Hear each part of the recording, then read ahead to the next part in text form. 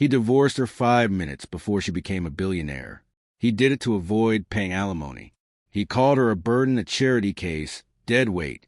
What he didn't know was that the cracked phone in her pocket was vibrating with an $800 million acquisition alert.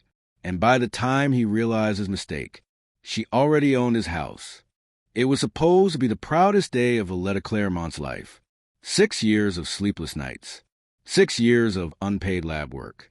6 years of being ignored while she built something no one else could. She walked across the graduation stage, searching the crowd for her husband. She didn't see Pride. She saw Kingston checking his watch and clutching a manila envelope. Kingston Moore had already made his decision. Today wasn't about celebrating her doctorate. It was about timing, precision, escape. To him, Valletta was a liability, a financial drain, a woman who smelled like lab chemicals instead of champagne. The Bentley's air conditioning blasted cold air as they drove. 6 years of unpaid work, Kingston scoffed. You know how embarrassing it is when people ask what my wife does. Valletta said nothing. He didn't know about Project Ether. He didn't know about the patents. He didn't know about the investors landing from Switzerland. At the stadium, Kingston barely glanced at her. Just don't trip on stage, he muttered. As Valletta stepped out, her cracked phone vibrated. Swiss number. Contracts ready. Valuation pending. Do not sign anything. She slipped the phone away. Inside the stadium, applause thundered. Outside, Kingston prepared to end his marriage, and neither of them yet understood how expensive that decision would be. Valletta spotted Kingston near the tunnel. He wasn't clapping. He was standing with Chloe, his assistant, laughing as she handed him the envelope. Her name echoed over the loudspeaker. Dr. Valletta Claremont. She walked across the stage and saw Kingston tap the envelope against his leg like a countdown. After the ceremony, she rushed toward him. I did it, she said, breathless. Congratulations, he replied flatly.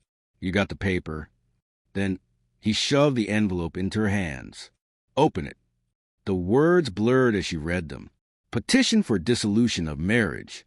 Why today? She whispered. So I don't know alimony, Kingston said calmly. You're employable now. He handed her a pen. The Mont Blanc she bought him with 6 months of savings. Sign.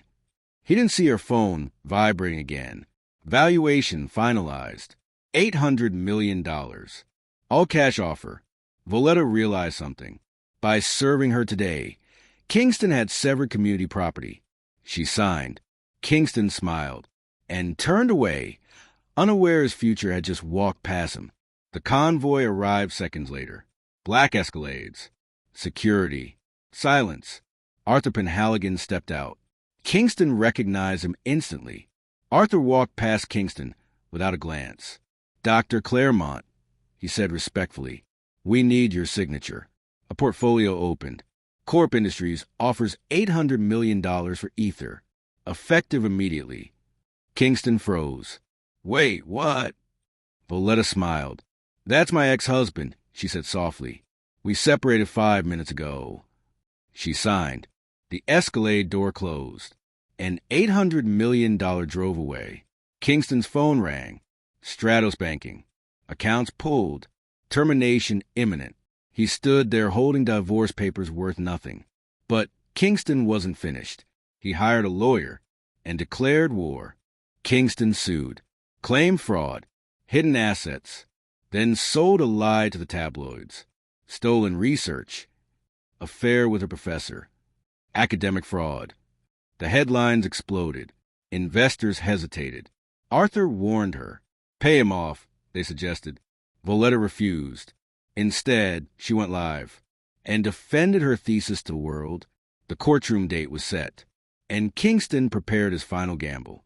In court, Kingston played victim. Lydia Cross dismantled him. Emails, receipts, the napkin. Wait until she finishes PhD to file. He had known. Then Lydia played the tape. Blackmail.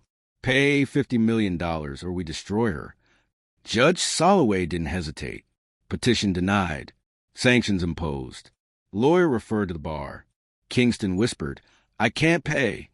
Valletta leaned in. I bought your mortgage. You miss a payment. 6 months later, Kingston rented economy cars. Valletta launched an institute. She passed Chloe, now catering.